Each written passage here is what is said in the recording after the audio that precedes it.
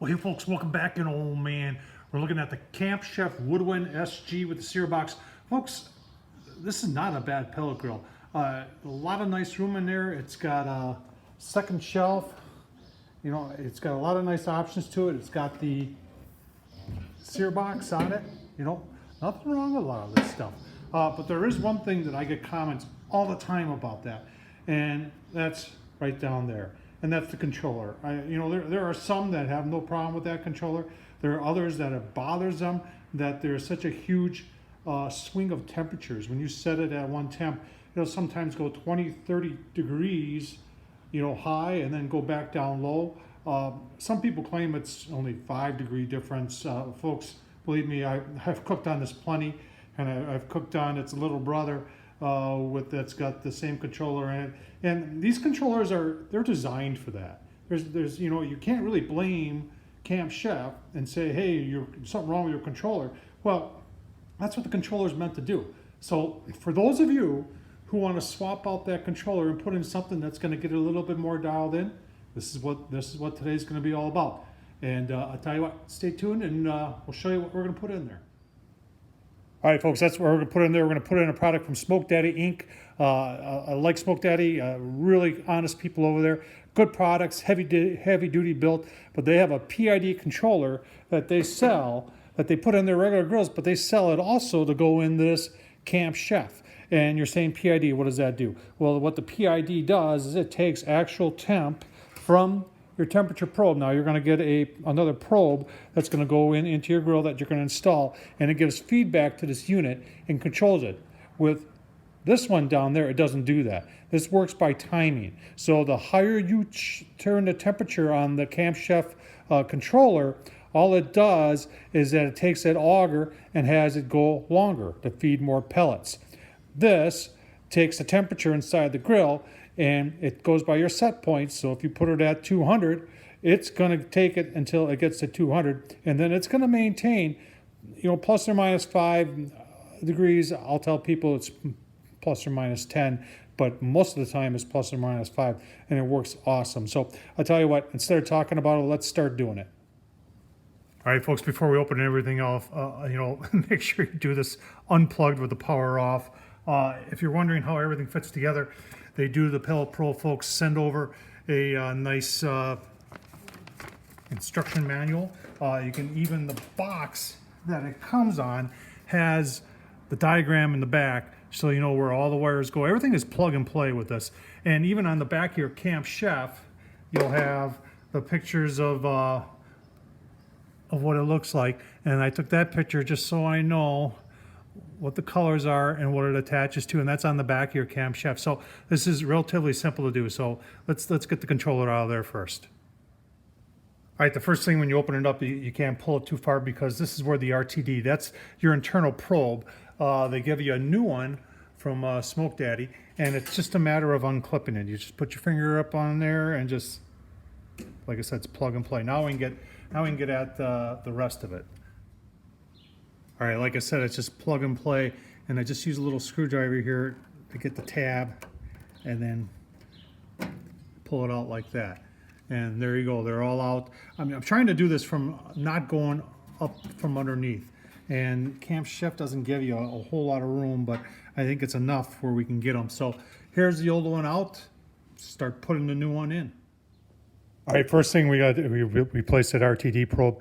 2 screws come out there. Then the wire, you can't see it, but it goes in right under there. We're gonna try and pull the new one. Well, I don't know. We're gonna do our best.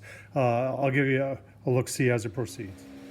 Well, there's the old one out. For some reason, there was a zip tie on it, and that made it a little bit difficult. I had kind of back and forth and yank it. And then I got lucky, and this made it through the hole. So I'll tell you what, let's see if we can't get that new one on there.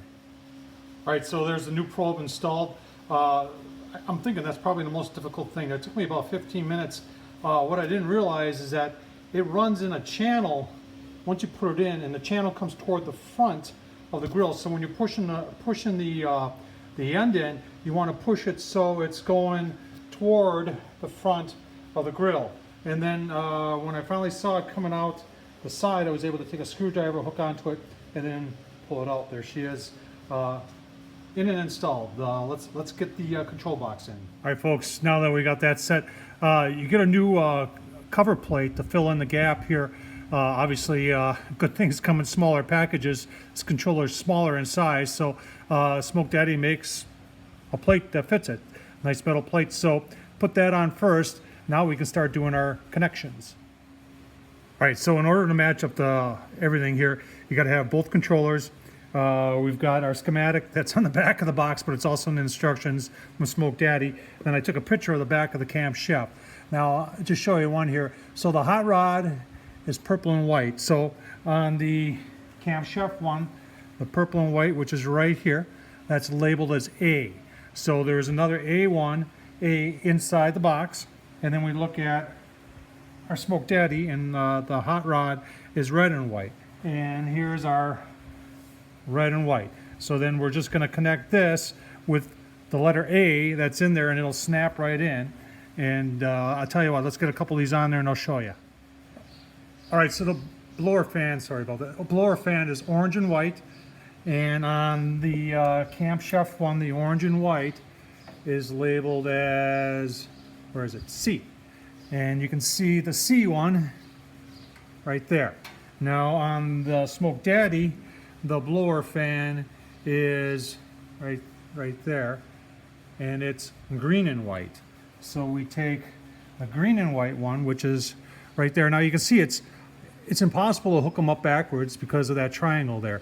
So you just take this and you finagle it. It's not really finagle, it's plug and play, folks. Really nothing difficult about it. And there you go, we're on. All right, so we'll get the rest of them on there. You get the gist of this, right? All right, folks, we got it all tied in there. If you want to tie down the wires a little bit more, you can. There's plenty of room in there, so I don't think about it. I do have it powered on. Let's see what happens when we press. Ah, we got power. We got temp. So I think it's going to work. Folks, one thing you should note if you're doing this, that this controller only has one probe port, whereas the camshaft SG has two. So if that's a deal breaker for you, then obviously don't go with it. But I tell you what, let's keep on watching. Let's fire it up and see how accurate it is. All right, folks, there it is. Smoke Daddy's running. Right now we got it set at mid. So you can do 5 degree increments on here, or you can just go with low smoke, which is 160, mid, which is 270, that's where we're at right now, and then high is 450 to 500. You can see we're within 3 degrees, holding really nice, been holding like that for like 20 minutes. So let's take a look. I can't just run a pellet grill without cooking something, folks. So got 2 nice chicken breasts on there. Just put them on, take these up to about 165, and then we'll pull them. But as far as I'm concerned, folks, this is working just fine. A lot better than the other controller. Like I said, folks, Smoke Daddy Inc., if you want to take a look at one of these controllers, you saw how I did it, and if I can do it, so can you. You see the pellet grill just turned back on. I had the lid open. It sensed that it lost temp, and now it's going to fire up and it's going to recover itself. So folks, thumbs up, leave a comment.